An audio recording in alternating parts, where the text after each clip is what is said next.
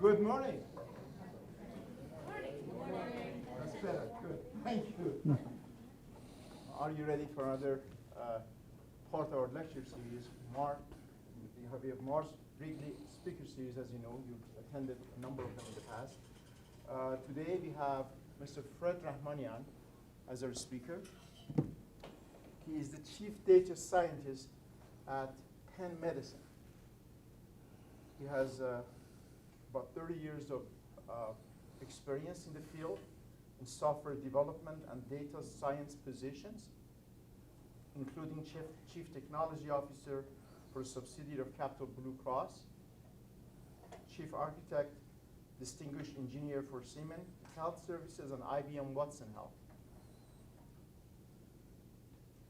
Mr. Rahmanian has served as a technical expert on multiple government and industry panels.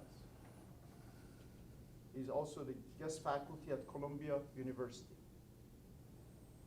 Fred holds multiple patents in information technology. Today he is going to talk about, as you see from the screen, artificial intelligence for business, the focus being on healthcare. And we are very pleased to have him here. Please help me welcome him to today's lecture series. Thank you very much. Thank you. Yeah, I know the title, when they asked me what it was going to be about, I said it was going to be AI for business, but then, my business is healthcare, so that's why it says, parentheses, healthcare business. So thank you very much for everyone for being here. Let me first get an idea about the interest in the room. And how many of you guys know what a data scientist does? Raise your hands. Well, that's not a surprise. The surprise is my wife and kids are sitting there and they don't know what I do. They didn't raise their hands, which is, that's a good thing, right? But anyway, I don't know if it's a good thing. So I guess they know I just work, but not sure exactly what I do, but that's okay.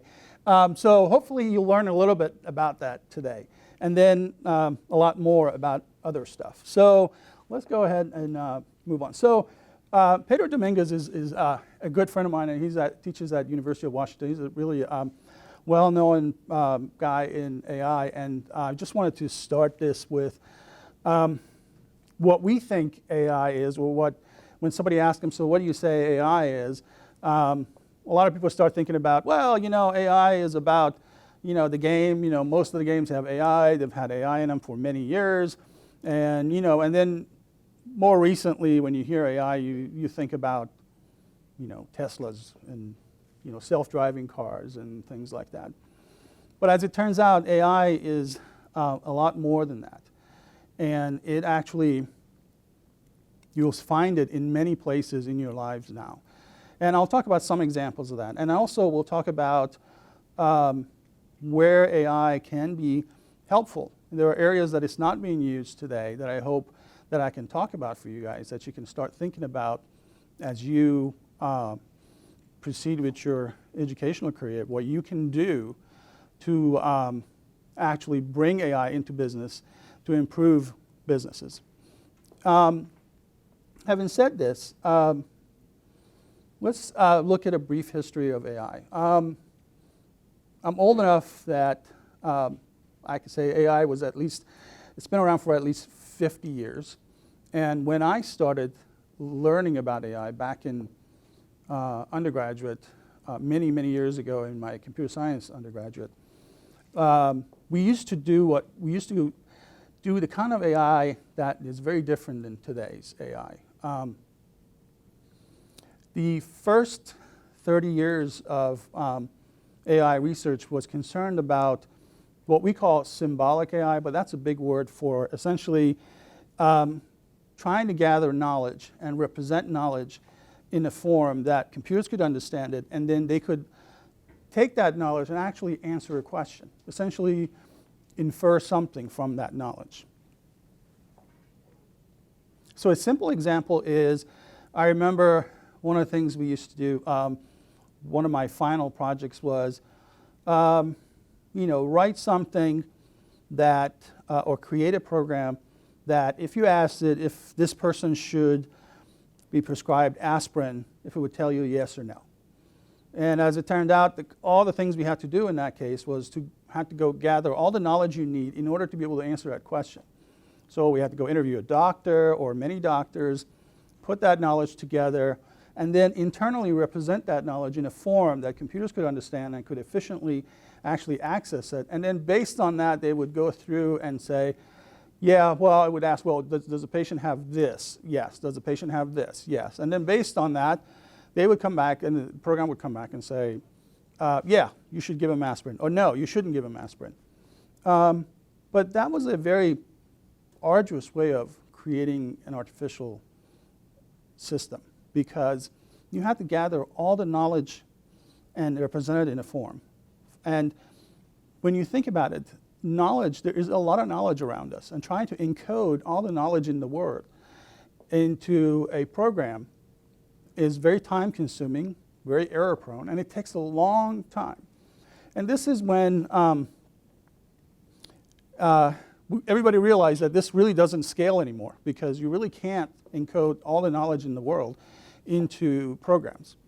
So this is where I think people realize, and the venture capital funding for AI almost dried up. And there was very little research. In the 80s and 90s, you didn't hear about any research in AI. And this is what we refer to as the AI winter, if you hear it. This is the area where most people who went to college for computer science didn't study AI because there was no research interest whatsoever.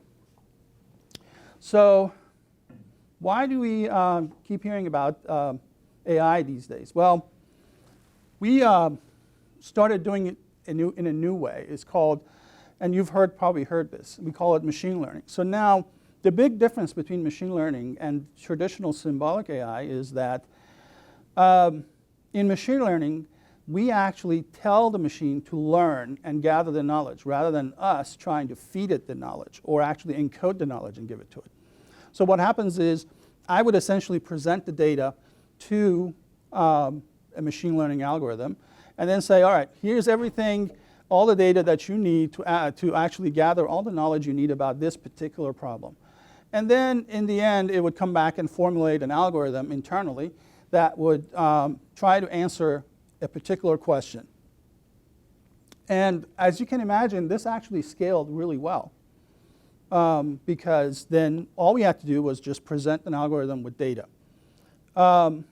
Now, I'm simplifying it here. There's a lot more that goes on.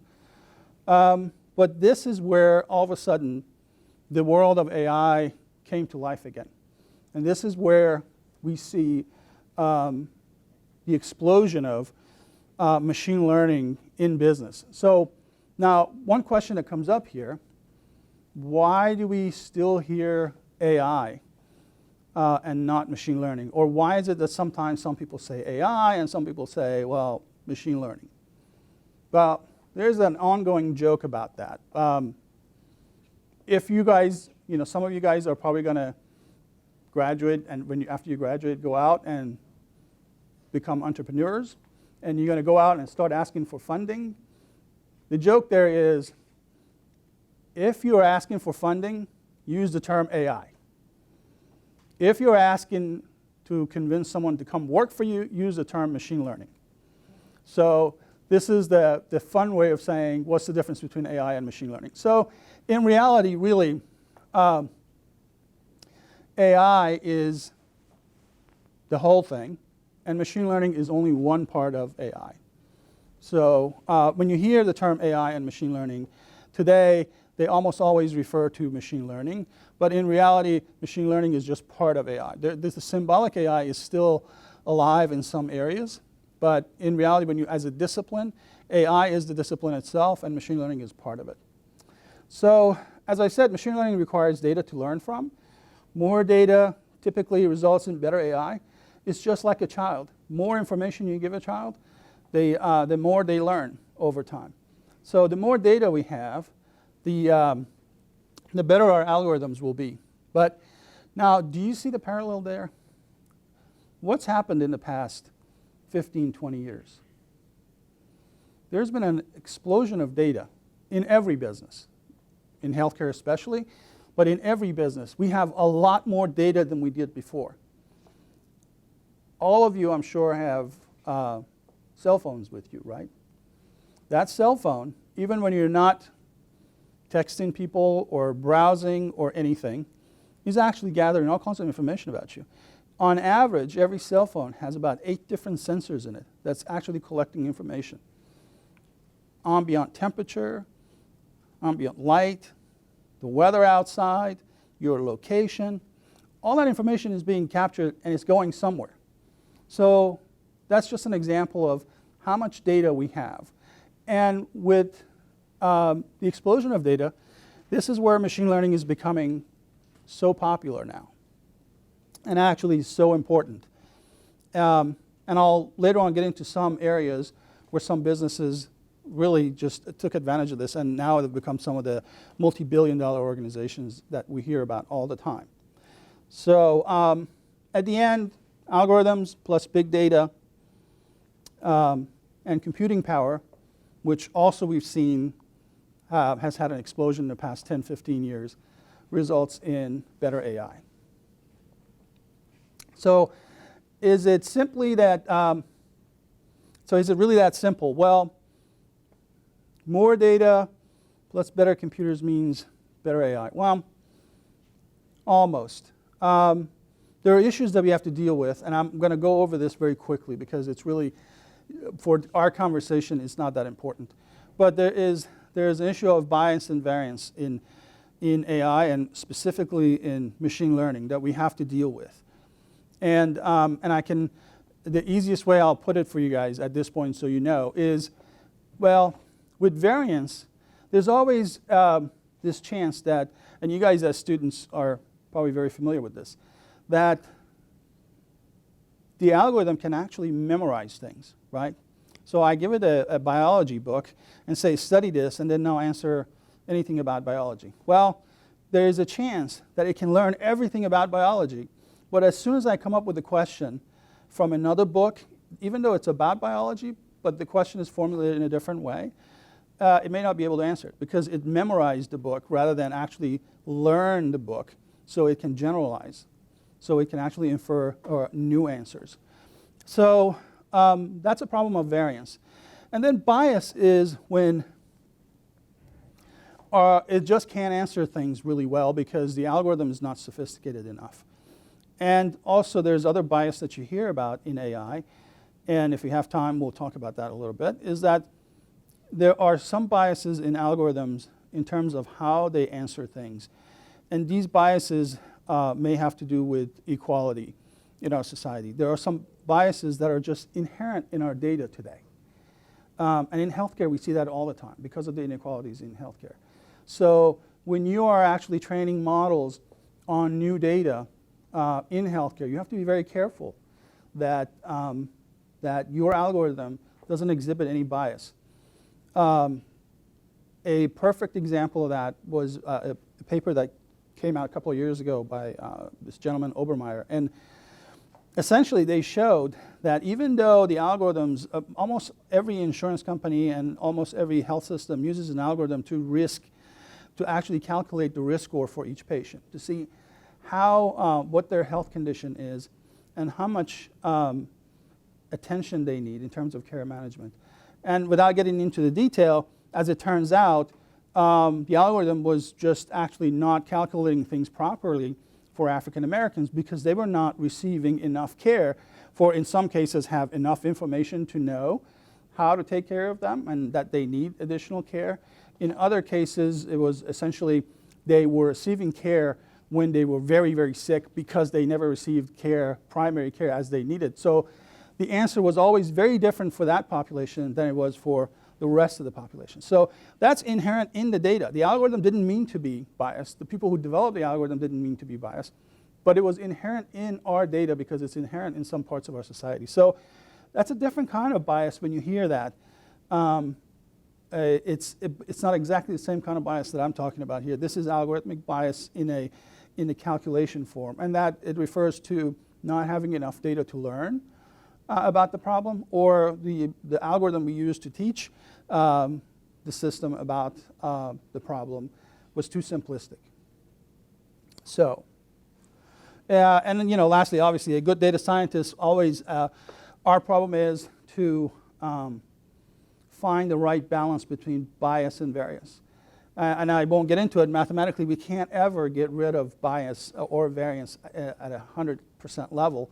We just have to try to minimize them. And typically, when you minimize one, the other one goes up. And so we have to find the right balance, depending on the problem itself.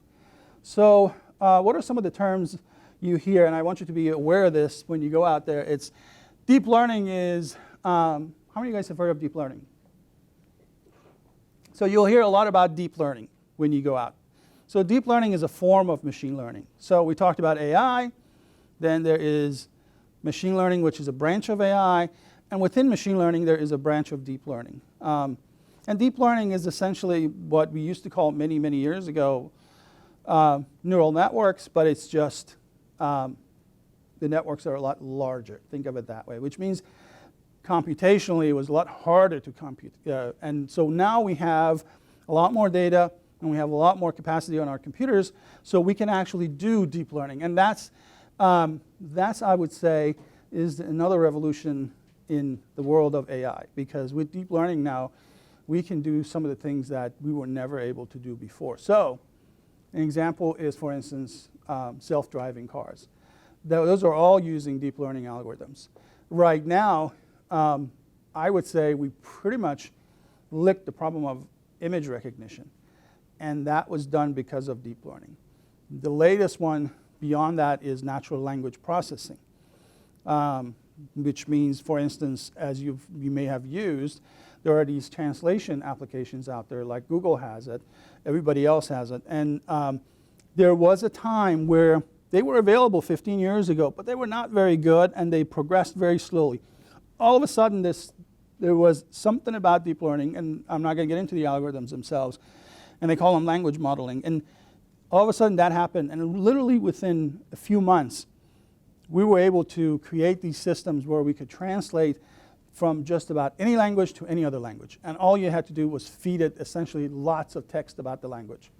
And the machines learned on their own, to a point where they could be 80, 90% right. And that 10%, they still had to tweak it to get it to that point. So that was almost an overnight thing. So let's move. So now we get to our business problem. So Wanamaker, I don't know how many of you guys are familiar with Wanamaker. Well, Wanamaker department store was a big department store in Philly. And you people used to go visit it all the time. It was, one of those really nice department stores, especially around Christmas time. It shut down a few years ago. But he used to say an interesting thing. He said, I know that half of my advertising doesn't work, but I don't know which half, right? So the question was, which half of my advertising do I need to spend my money on, spend more money on, because I just don't know which one. So believe it or not, there is a parallel to that in healthcare. So Google comes out, and this is a little bit dated, but this is many years ago when first Google came out. So they said, you know what, we're going to do cost per impression instead of cost per click. And what Google did was they said, we're going to use data to understand users' behavior. So they essentially started offering all these free services. And the whole point about free services was that to capture the data, because that data allowed them to model your behavior. And all they did was essentially created these algorithms, and they fed this data to the algorithm. So, the old saying goes with Google, if it's free, you're the product, right? So there's no such thing as free lunch if you want to get into the economics. So Google offered all this information for free so they could actually capture that data. And to this day, they do that. So they were able to place advertisement exactly where, or close to exactly where it needed to be to get the responses they needed to. So this is when Wanamaker was saying, I know 50% of it work, I just don't know which 50%. they were able, by looking at the data and creating the right algorithm, they were able to solve that problem. They were able to say that, okay, if you're advertising for, I don't know, Dr. Pepper, this is where you need, these are the guys that you need to show it to, because in some email they mentioned Dr. Pepper, or I noticed they went to this website and visited something that had something about Dr. Pepper, or even a lot more subtle pieces of information helped them. So, and then at that point they just said they didn't bother with the rest because that was a waste of time, right?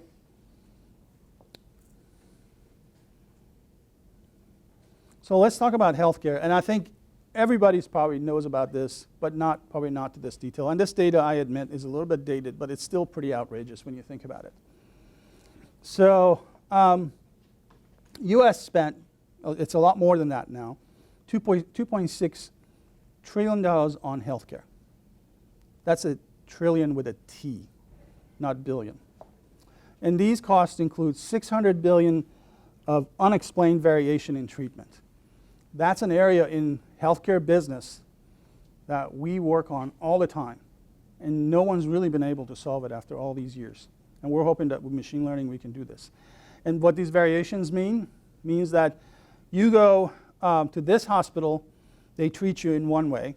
You go to another hospital, they treat you, and I don't mean behavioral treatment or customer treatment. I'm talking about the physician treats you the way they treat you for your condition. There are treatment variations from hospital to hospital. The hospital could be even across the street, and they treat you differently. It's not even regional to say this state or that state, even though that's true. So there are estimated $600 billion savings if you can standardize on the type of treatment you offer. So misuse of drug and treatments results in avoidable adverse effect, and that's about, we're talking about 52 billion. Give you an example about that. There's this thing in healthcare that we measure called medication adherence. And what that means is, you know, when you have a script and the doctor gives you a prescription for your medication, we want to know how much of that prescription did you actually take? Did you finish your prescription? And then you're getting a refill. Do you really need a refill because you haven't finished the other one yet? So it turns out there are a lot of waste in prescriptions, and with the cost of drugs going up. So one of the things we do is we try to find proxies to figure out, well, you know, you were given 30 pills last month, and then within 30 days you can get refill. Well, 30 days, it's now, you know, 25th day, and you're coming back for a refill. Why? Okay? If you are getting a refill on opioid drugs, well, that can point to other issues. But if you're getting refill for something that's not opioid or controlled drug, then why is it that? The other thing is, let's say instead of the 25th day, you come in at the 40th day and say, okay, I need a refill. But why did you wait 10 days after you ran out to come get your drug? That means you're not really adherent to your treatment. Well, what that means is then you're going to get sick, or you're never going to get well, and the healthcare is going to spend more money trying to get you fixed. So, and then that leads to other things like patient engagement. So medication adherence is an important thing. So one of the things we're trying to figure out is look at the data and use machine learning and say, oh, Mr. Joe has come in for this condition. We're going to give him a script, but given his past history, we're going to predict that the chances that he's not going to adhere to his medication is like about 80%. So here's what we need to do. We need to put a care management team on top of him, make sure he takes his medication and make sure he refills on time. Because at the end of the day, that will help him get better sooner, faster. So these are subtle things that we don't think about that machine learning can actually help. So we're talking about $52 billion there. Now, underuse of generic drugs, this is obvious, right? In case of, for instance, antihypertensive drugs for if you have hypertension, that alone is $3 billion. There are literally, I think there are probably somewhere between 7 or 8, maybe even 10 different hypertension drugs out there that you can use. And a lot of them, majority of them are generic, but for some reason, doctors choose not to use generic drugs. In fact, there are protocols about hypertension that American Medical Association has said, okay, if your patient has hypertension, you need to start them on this drug. If this doesn't work, move to this drug, and then move to this drug. It's been widely accepted, but we actually did a study, and we have a paper out that we put out last year that showed that most doctors don't follow protocols. They actually put them on what drug they think is best for whatever reason. Maybe because in med school they were told that's what you should do first, whereas the current evidence-based protocol says no. So this is all waste because that drug may not work, and then at that point you have to switch them to another drug. So that first drug was basically a waste of money. So there are lots of areas like that. We have overuse of antibiotics, for instance, in this case in respiratory. As everybody knows, if you overuse antibiotic, then bacteria becomes resistant to it, and once it becomes resistant to it, then forget it. Then things get much more complicated because then you end up having to use antibiotics that are much more expensive, and worse than that, sometimes even those don't work, and then you have really bad adverse effect that even may lead to death. So this is just some example of giving you an idea of healthcare is expensive and why is it so expensive, and some small pieces of the kind of things that we can actually do in healthcare. And I would really think, you know, when I think about these issues, and there are a lot more of them, these are really low-hanging fruits. And I will tell you, in my experience, other businesses have solved a lot of these problems. Healthcare hasn't been able to do that yet. And a lot of people are working on that, but there are some issues that we have to work through first. But a lot of problems like this exist in healthcare, and we'll see an example of that. So this is another one. So now we say all of these things. How does data and machine learning help us with these things, right? So for the past 60 years, and every time I give, this is an adaptational lecture I give to my Columbia students, and a lot of times I have physicians in the class, and they get all upset about me about this, and they start yelling at me. But so I do exaggerate here a little bit to make my point, but I think the point is still valid. So for the past 60 years, we've treated patients as some sort of average, right? Because that's how clinical trials have worked, right? The double-blinded, randomized clinical trials, you essentially, you randomly select the population and you split them up into those who get the treatment, those who get placebo. I'm sure you've heard of that. And then based on that, we look at the evidence, we do all kinds of stuff, and we come back and say, okay, this treatment works, and fine, this is great, and let's move from there. But the problem with that is that the assumption is that, okay, that it worked. Let's say in our trial we had 100 people, 50 of them received it, and so the fact that 50 received it and it worked for those 50, we're assuming that on average it will work for everybody else. And we know in medicine that's not the case. This is the whole premise of precision medicine that we hear about. We used to think genetic was the way to solve that problem, and that's kind of slowed down now too, and it turns out it's not as effective as we thought by itself. So this is what I mean when I say the medicine has always worked on treating people as average. Because, the assumption is that a drug that worked for majority of people will also work for me because I'm part of that majority average, right? So we diagnose a condition and recommend a treatment based on what worked for most people, as I mentioned. Now, treatments were, again, deemed effective or ineffective, safe or unsafe, and based on the gold standard that I mentioned, which is the gold standard today in healthcare is there's now there's triple-blinded randomized clinical trials, which works. I mean, as a first step is the right way of doing things. But in reality, we need a lot more than that. So before I get into this drug called tamoxifen, there is another drug that you hear about, it's called Vioxx. You didn't hear about it anymore. You don't hear about it anymore because it was pulled off. They did clinical trials, multiple phases. It went through the safety phase, and FDA approved it, and everything was fine. Then once it went to the market, somebody decided to do what's called real-world data analysis. So they looked at the real-world data. The people were using this drug day in and day out, and what happened? They actually found that very small percentage of these folks that were taking this drug were having heart attacks and actually dying. But if you, the percentage was small enough that nobody ever noticed it. But then once they actually analyzed the data using data analytics from the real world, meaning the real data, people using it every day, they realized that this is actually pretty significant when you extrapolate to the whole population.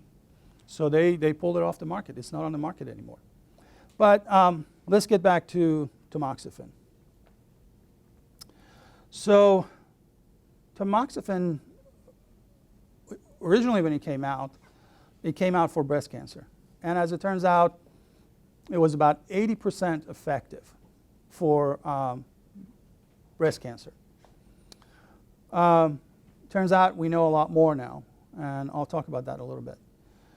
We know that it's about 100% effective in about 85 to 90% of the patients, and it's ineffective for the rest. And that happens for a lot of the drugs, right? Drugs come out, they are effective for a certain number of people, generally a percentage above 50%, and then it's good enough that it gets approved. So in this case, tamoxifen was effective, and 80-85% is a really good rate for any drug. But then the bad thing about it was that it wasn't really effective for those 10-15% of the population. But wouldn't it be nice to know who those 10-15% are instead of a doctor saying, you have breast cancer, tamoxifen, let's start you on that. Because as it turns out, and I'll get into this one, as it turned out, tamoxifen has some really, really nasty side effects, right?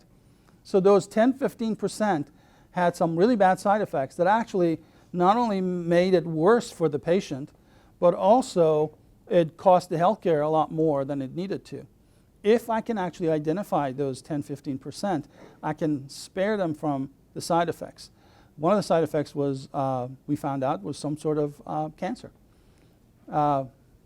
So you're taking drug for one cancer that causes another cancer for about 10-15% of the population. So wouldn't it be nice if we knew, if we could tell, using data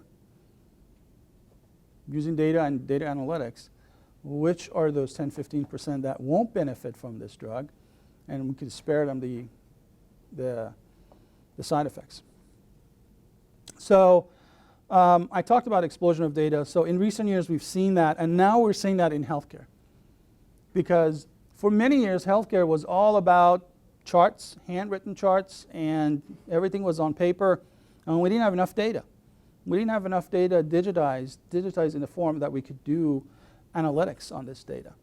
But sometime during the Obama administration, as part of Obamacare, they required that all doctors and hospitals start using electronic health records and digitize their data. And that actually turned things around for us. Now, all of a sudden, we have a ton of data on people. And this data is clinical, billing data, and I'm talking about their drug prescription, what drug they're on. None of this was available just 15 years ago. We had to do a lot of hard work to get to that data. That's when actually natural language processing, which was even in its infancy back then, was something everybody was using, because we would read these notes, try to extract all this information via data mining. So today we have genomic data, we have proteomic data. These are all big words, but we have social networking data, we have data coming from mobile devices, and you'll be surprised how much information we can actually get infer about your health from your Instagram and your Twitter accounts. A lot of sentiment analysis going on these days with that data that allows to identify even not just sentiment, but also your health. If you're, and goes beyond mental health. And then we have exogenous data. And those of you who plan to study economics, you'll hear exogenous a lot. I put the definition in here, but I'll give you a easier one. In this case, it's exogenous variables. In causal models are the variables with no causal links. So they don't actually, they're outside of your model, whatever model you're doing, econometrics or anything like that. It's outside of the model, and it doesn't exert any pressure on that, and it's outside of the model. So you can't actually identify causal links. That's what that means. And then as opposed to exogenous, as opposed to endogenous. Endogenous is inside. But for our purposes, exogenous data with healthcare means all these other data that's outside, like your Fitbit data. That's very valid healthcare data. You go to a grocery store. Your parents have grocery cards, right? Well, I can tell from that grocery card if you are eating a slab of bacon every week. It's maybe not a good idea for you to do that. If you're drinking soda every week, I can actually see your diet habits. So these are exogenous data that you wouldn't think about that are very helpful for identifying your health, your state of health. So given all of this data, our ability to process data has improved, and we can now ask very important questions, the Wanamaker kind of questions, to improve the health of the population and identify those 10-15% of people who are not going to benefit from some sort of treatment and spare them from that and actually save the cost and use that to offer them different kind of treatment. So this is really, we're really now getting, in my opinion, into the precision medicine where medicine is actually, the treatment is tailored to your need. And we can do all of this and at the same time reduce the cost of care. It seems like we're doing more and it should increase the cost, but in reality it actually reduces the cost. It saves us a lot of money. So data science may be the answer. So this is where we get to talk about what is data science. And I hope I inspire some of you here to get into data science, even if not fully, but at least understand it, because it will help you, whatever business you get into, to improve that business. And it's not just about healthcare. But this is, when you think about data science, and some of you may know Venn diagrams, some of them may not. If you don't, it's okay. But if you look at this simple Venn diagram, data science, it's not an AI thing. It's not necessarily, you're not an AI engineer. In fact, there is a different term called machine learning engineer, and they do something different. But what data science is a combination of hacking skills, some math and statistic knowledge, and don't be scared. It's not the kind of math you think about. I mean, you may need some basic calculus, but most of the time you don't. You will need statistics. And then some substantive expertise. By that I mean domain expertise. So you need to have some experience in the domain you're in, and that comes with time. So you can ask the right question. And if you combine all of those, and you notice the intersection of all of those is the data science. So data science is a little bit of hacking skill, and the hacking skill comes into play is because a data scientist is actually a detective that looks at the data and tries to understand if the data can actually answer the question you're trying to get answer to. Because it doesn't make sense to feed garbage to an algorithm and then expect it to actually try to answer and infer an answer from that data. You want to see if the data actually has what we call signals in it. someone actually said in this process is where we actually beat the data into submission. And that process is called exploratory data analysis. In an exploratory data analysis, you just look at the data and slice it hundreds of different ways to see if it actually gives you any information. You look for those signals. So I would say, as a data scientist, 80% of your job is detective job. Just experiment with things and see what the data tells you. And then you spend that 10, 20% on the actual creation of the models, which is where you use some math. But even that has gotten so streamlined that it's not that complicated. I don't want you to get scared from that. And then, so you need the substantive experience to know, for that detective skill, to know what kind of question to ask of the data to see if it can answer those. So combination of all of those gives you that. So you do need a little bit of, you do need to know AI, you do need to know machine learning, but you also need to know data wrangling. That's another term for it. So we can collect enough data. If we have enough data, we should be able to answer just about any kind of question that you can think of. So that's a data scientist. I hope everybody understands now what a data scientist does. My family, you guys know? Okay, good. Any questions? I meant to say don't wait to the end to ask questions because I don't want to run out of time and not have time to answer any questions. Okay. So healthcare analytics, this is where we get into healthcare. And I may stop, these last few slides get a little involved, and I may want to stop because I want to do a quick demonstration, very, very short demonstration. So data availability and variability and the ways we analyze are two factors behind new approaches to medicine. But it's not enough to say that a drug is effective on most patients, as I said. I want to know, can I group patients based on their characteristics and the data I have and say, okay, this drug will work on them, but it won't work on these people, instead of putting them through a clinical trial or anything like that. So I think we can do that with data, and it's been shown that it can be done. And also, we can, what we can do with data, the more data we have, the better we can actually make predictions. And I'll show you an example. This is a real-life example. This was a paper that my colleagues published. I'm not on the paper, but I worked with them for many years. It is a dated paper now, but it essentially makes the same point. No matter, the point hasn't changed. So if you notice,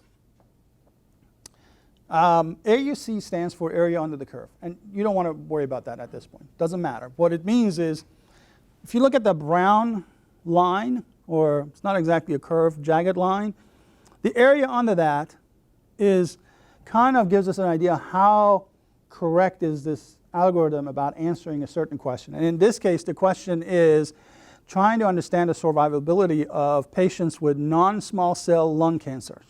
So if you have a particular lung cancer, what is your chance of survival? We're trying to figure that out. So if you use that, you notice the lines that have the most area under them are more effective. That's why we call it area under the curve. So the area under the curve for the clinics, if you have only clinical data, meaning data that's about your health. You went to the hospital and it told them, all they had was, okay, your blood pressure was this, your lab was this, blah, blah, that's it. The area under that is 0.65. And any faculty here, don't get mad at me. That kind of means kind of like 65%, but mathematically it doesn't. But it doesn't matter at this point. 65%. But if you actually add imaging data to that, again, this is an example where more data is helpful. So if you add imaging data to that, all of a sudden the accuracy goes up to 0.76, like 76%. So it went up by 11% by just adding imaging data. Now, if I add imaging and I add then biomarkers like genetic data, so clinical, imaging, and biomarker, all of a sudden the accuracy goes up to 85%. So this is a clear example of more data and more different types of data we have, the better models we can create for prediction. Now this is for healthcare, but this holds true for just about any business. So one of the things I tell my team of scientists is that, because they always ask me, well, should we keep this data? What should we do? The answer is never throw away any data. What's considered noise today may be signal tomorrow. So what we may think is not going to help the algorithm today, tomorrow it may end up helping us because we have another kind of data that added to it, so augmented it and made it better. So when you go out, one of the things I remember I did a presentation to my CEO when I was at Siemens, trying to convince him not to throw away data. Because at that time, it was at the beginning of the big data world, and to them, data was considered a cost center. Does everybody know what a cost center is? You learn in business what cost center is. It's something that is actually costing a business. It's something that you have to pay for, right? Ultimately it impacts your revenue. So to him, he wanted to get rid of data. He didn't want to keep the data after so many years, or certain kind of data, because it was cost center. He had to save it somewhere. He had to back it up. He needed the labor plus the equipment to do all that. And my argument was something just like this. The more data we have, the better it is. The data is actually not a cost center. Data is a profit center. There are companies who sell data, and their whole existence depends on collecting data and selling data. Nielsen is one of the more important ones, but in healthcare there are a lot of big companies that do that, and there are multi-billion-dollar companies, and all they do is collect data, clean it up, organize it, and sell it. So when it comes to data, I'm a pack rat. Keep all the data, because you never know what you're going to need and what they'll be good for. So the data is the answer. And Peter Norvig, if you haven't heard him, and I don't expect you to know, he is actually director of research at Google. And the AI book, if in graduate school, I think almost every person who studied AI has read his book. I think it's the most published AI book. But anyway, I think he said, all our algorithms haven't gotten much better. We do have some algorithms that are better now. But in reality, all the improvement we see is because of the data we have. We have a lot more data. It's not that our algorithms have gotten that much better. It's just that we have a lot more data now. That's why we can do so much more, and so we can do so much with AI in business and research. So this is where I may skip a little bit, because we talk about predictive modeling. I promise you this is probably the only math you'll see at its simplest. Predictive modeling is y is the answer we're trying to get, which is equal to f of x, some function, plus that little e. And that little e is called irreducible error. And what that means is that that's an error that we can't ever get rid of. In data modeling and in predictive modeling, there is always going to be a certain amount of data, a certain amount of error that we can't ever get rid of. It's just inherent to the data, and you might as well know about it and not worry about it. So that means that there is no predictive model in the world that is 100% right. If somebody comes and tells you, if you go out there and work, and some vendor comes and knocks on your door and says, I've got this predictive model that will solve your problem, and it's 100% right, throw them out the door. Because nobody ever does that. Mathematically, it's shown it can't be done. That is the formula. That is the formula for any predictive model in the world that you will ever run into. That's basically, I boil it down to that. So I just wanted you to see, because when you go out there, there is always that irreducible error that you can't ever get rid of in any predictive model. So remember that when a vendor comes and tells you they have something different. So why some of these models, they don't do well. We talked about bias and variance, and I'm not going to get into it too much now. So I did tell you, is more data really better? Well, I kind of lied a little bit. It's not just about data. So you need, just like anything else, in anything you do in life, you have to use sound approach. So more data plus sound approach gives you better signal. Okay? So data is good, but your approach always has to be correct. So let me stop here before I go to a quick demonstration. Any questions? No questions. Okay, good. All right, very good. So let me see if I can go into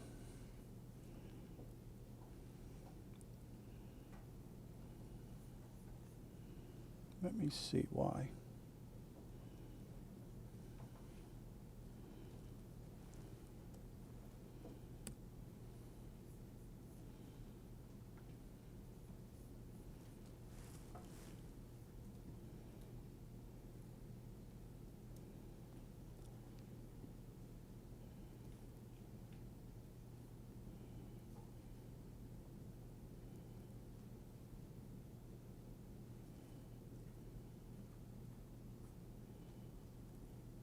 Oh, that's why. Hold on, guys, for 1 second. Let me do this real quick.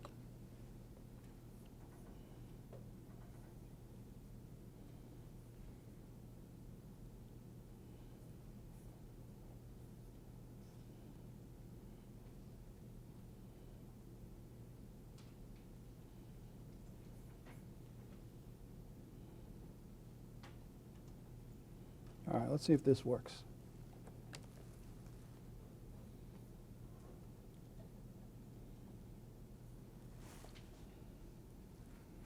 There we go. Okay. Let me give you a just quick thing about this. So one of the things, and I have to talk about this all the time because people who work with me think I'm obsessed with this. So there's a branch of AI, or within machine learning, that's referred to as, it's got a really strange name. It's called embeddings. Really, in reality, what that means is it's called, another name for it is low-dimensional representation of medical concepts. And this is actually one of my favorite things. I'm obsessed with it. You call me a geek, my kids do. But I think it's very, very important. Essentially what this means is you feed the computer all the text in the world, everything in Wikipedia, internet, any text, textbooks, any books, anything you can find. Articles, papers, and you feed it all that, and then there's nothing to teach it. You basically feed it all of that, and it's called unsupervised machine learning, meaning that on its own, it reads everything and tries to infer things from the sentences, looking at the sentences, location of the words, and so what it does is it actually creates a hyperspace of words. Imagine, as people, we can only comprehend maybe 3 dimensions. At best, if you're really, really good, 4 dimensions in life. So let's talk about 3 dimensions. Imagine a cube, and then you have these words that are dots inside this cube. That's the location of the word in the cube. So what this algorithm does, it creates coordinates for the word. If it was a 3-dimensional world, would create coordinates in there, right? So if I have a word France, it's located here. Now if I have a word Paris, it's probably going to be pretty close to it. Or if I have a word king, and I have a word man, it's probably going to be pretty close to it in that too. So the location of the words in that cube, in that hyperspace, now in this case we're saying 3 dimensions, infers the semantics of the word. Basically it says, what does that word mean to the computer? Now imagine if you took this three dimensions and exploded it to 500 dimensions. We can't comprehend that. Computers can comprehend a 500-dimension world. So we put it in a 500-dimension world, and then we have a location for it. The location basically is 500 numbers that identifies the location of that word in that hyperspace, some imaginary world. Just imagine in a game, you have this world, and that world is 500 dimensions, and the location in there is identified by 500 numbers. So now, what I'm going to show you is this. No one's ever taught anything except just feed this algorithm writings, any kind of writings. And in this case, the world is 300 dimensions.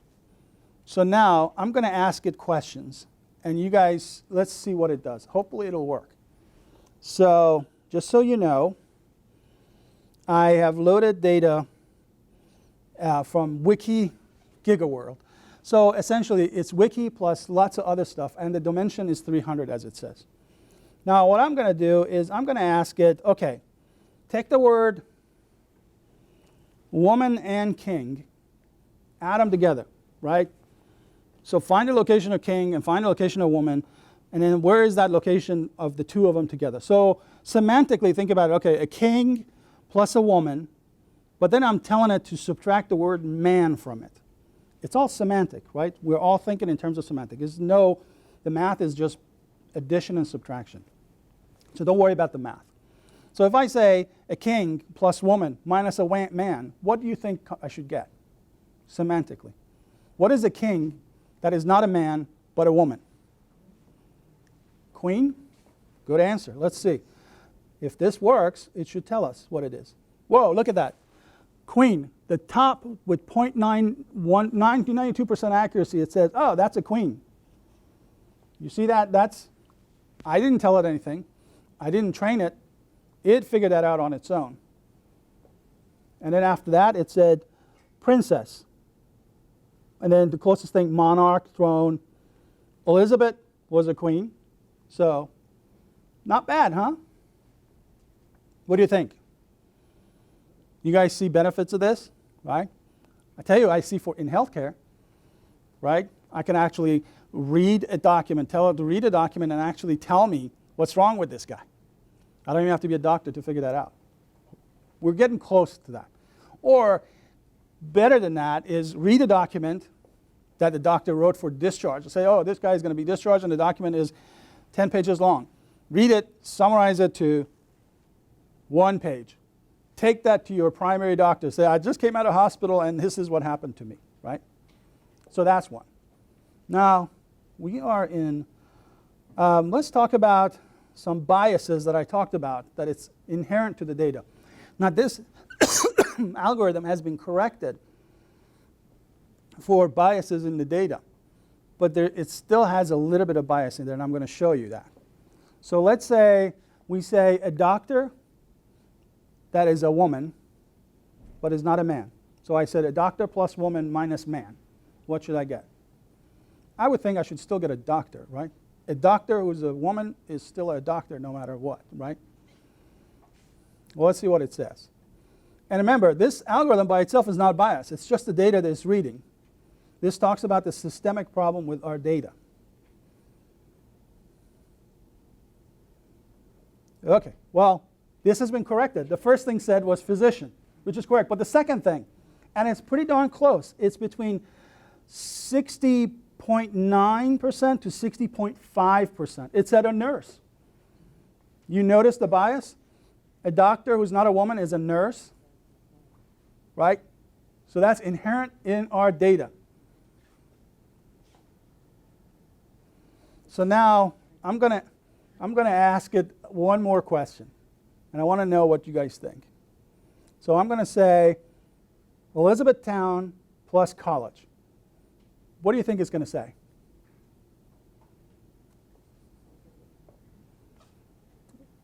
Well, what is it going to infer? Yeah, it knows it's Elizabethtown College now because I said a college. It knows what a college is, and it knows what Elizabethtown is, a town.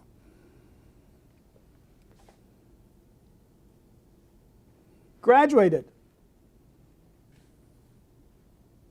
So means that, I hope it means it's a good school. A lot of people graduate from that, right? And it's and the closest to that is graduating, and then after that is university. And for some reason, I don't know why, and then way down there it's also Dartmouth. That's not bad. That's a pretty good company to be in. But But I thought that was interesting, that when you tell it at Elizabethtown College, it came back with graduated. So, all right, so I'm going to stop here because we are past our time. If there are any questions, I'd be more than happy to answer.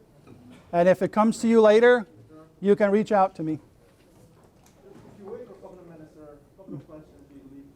Sure. I think there are questions. Yeah. Hi. So if someone wanted to get into the data science or analytics field, what are some courses that you would recommend us taking?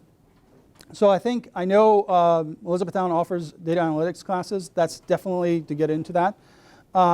Once you are in there, I think it would be very helpful to understand statistics. So at least a couple of courses on statistics would be essential. And then the rest of that is domain expertise, right? Just concentrate in the domain that you want to work on. And then just doing. By doing is where you get better. That's that hacking skill. So learn how to work with data, statistics, and then concentrate on a domain, and then just do it. And that's where you actually get very good at. You know, I have a lot of people on my data science wasn't even a field 10 years ago, 15 years ago. I never studied data science per se, but so if you learn those basics, you can actually be successful as a data scientist. Okay. Very good. A round of applause for our speakers. It was very good. Thank you very much. Thank you, guys.